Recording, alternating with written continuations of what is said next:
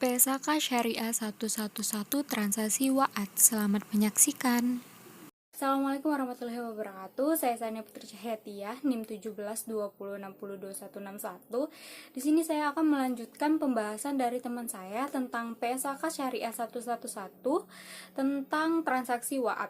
Nah, di sini saya akan membahas tentang lampiran, yaitu lampiran A tentang repo surat berharga syariah. Di sini kita harus mengetahui terlebih dahulu apa itu transaksi surat berharga syariah. Transaksi surat berharga syariah adalah penjualan surat berharga yang dilakukan oleh perusahaan-perusahaan kepada pihak kedua dengan janji bakal akan membeli kembali surat berharga tersebut, dan pihak kedua akan berjanji untuk menjual kembali surat berharga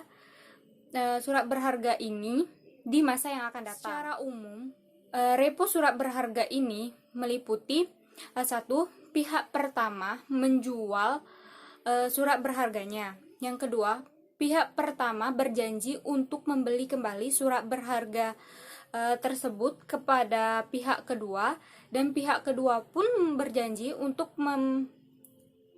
menjual kembali surat berharga tersebut kepada pihak pertama di masa yang akan datang. Pada saat jual beli pun transaksinya berbeda antara jual beli yang pertama dan jual beli yang kedua.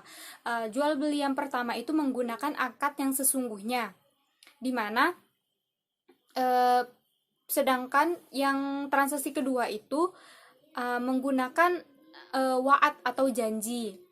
Pada saat jual beli yang kedua, harga dari SBA itu, harga untuk dijual kembali kepada pihak pertama itu ada dua, yaitu sesuai dengan kesepakatan, dan yang kedua sesuai dengan harga pasar pada saat terjadinya transaksi yang kedua. Tadi saya menjelaskan bahwa transaksi yang pertama itu sesuai dengan akad yang sesungguhnya. Yang dimaksud dengan akad yang sesungguhnya adalah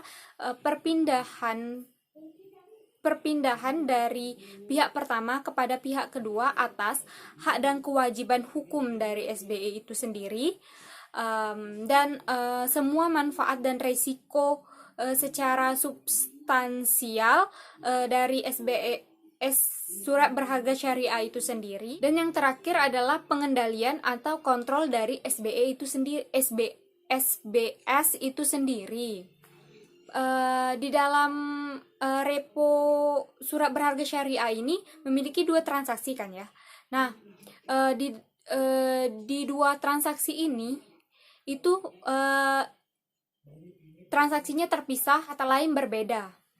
Dua belah pihak memiliki janji membeli oleh pihak pertama dan janji menjual oleh pihak kedua. Dalam repo surat berharga syariah ini yang bersifat terikat dapat menentukan atau dapat mengukur klasifikasi dari SBS itu sendiri untuk ditulis di laporan keuangan pihak kedua di antara tanggal jual beli pertama dan tanggal jual beli kedua. Selanjutnya, pihak pertama dan pihak kedua pun tidak mencatat di laporan keuangan pada saat adanya janji yang terucap oleh pihak pertama dan pihak kedua.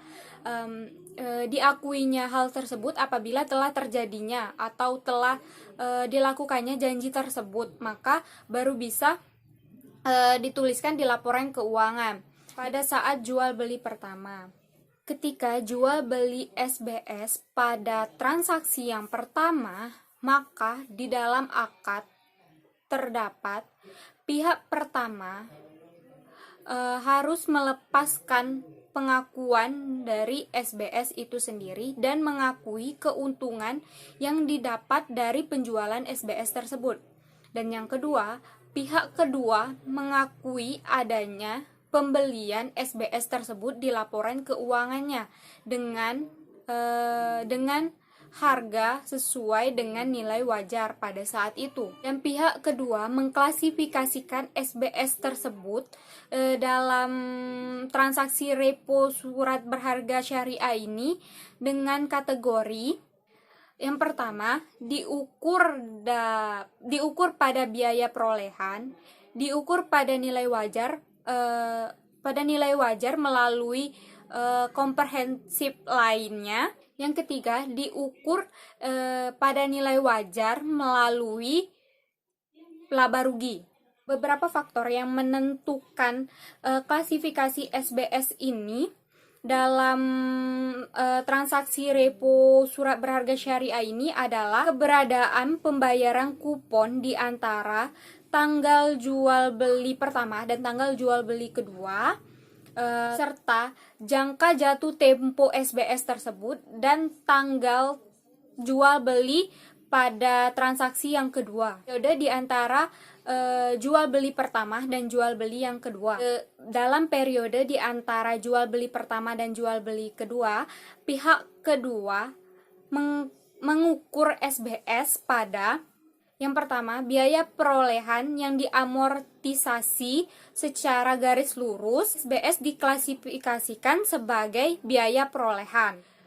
Yang kedua, nilai wajar dan perubahan nilai wajarnya diakui di penghasilan komprehensif lainnya. Yang ketiga, nilai wajar dan perubahan nilai wajarnya diakui di laba rugi.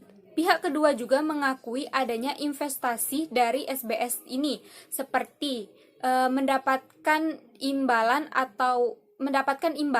jika SBS ini berupa suku, dan mendapatkan dividen jika SBS ini merupakan saham pada saat jual beli yang kedua.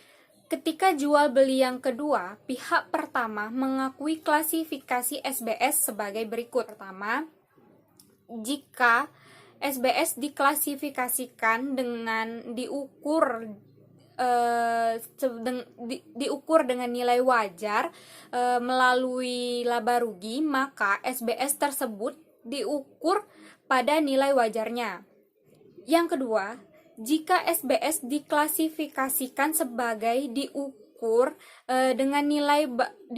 pada nilai wajar melalui penghasilan komprehensif lainnya dan diukur pada biaya perolehan, maka SBS tersebut diukur pada nilai wajarnya ditambah dengan biaya transaksinya. Dan yang terakhir, perlakuan akuntansi selanjutnya mengenai SBS pada laporan keuangan pihak pertama itu sesuai dengan pengaturan dalam PSAK yang relevan. Oke, itu saja yang dapat saya sampaikan. Lebih dan kurang saya mohon maaf. Kepada Allah saya mohon ampun. Wabillahi taufik wal hidayah. Wassalamualaikum warahmatullahi wabarakatuh. Terima kasih telah menyaksikan penjelasan dari saya.